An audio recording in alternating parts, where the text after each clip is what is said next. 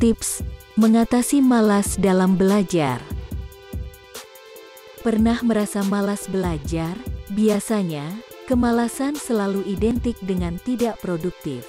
Kemalasan sesungguhnya hal yang sangat wajar dialami oleh seseorang. Hanya saja, kemalasan dianggap tidak wajar jika melebihi batasnya. Alangkah lebih baiknya jika kamu mengurangi durasi kemalasan dan mengganti dengan hal yang produktif dan pengembangan diri.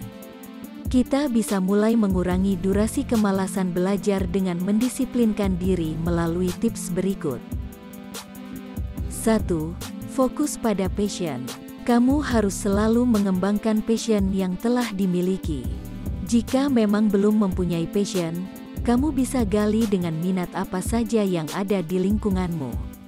Perlu diketahui, fokus terhadap satu passion akan membuatmu berprestasi di bidang tersebut. Hal itu akan membuat proses belajarmu selama ini tidak menjadi sia-sia. 2. Pilih metode belajar yang cepat dipahami.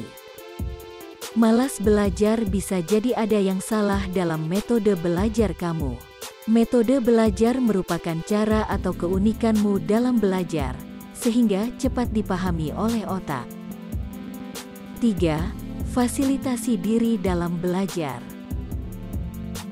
4. Kenali waktu belajar. 5. Buat kelompok belajar. 6. Buat motivasi belajar. 7.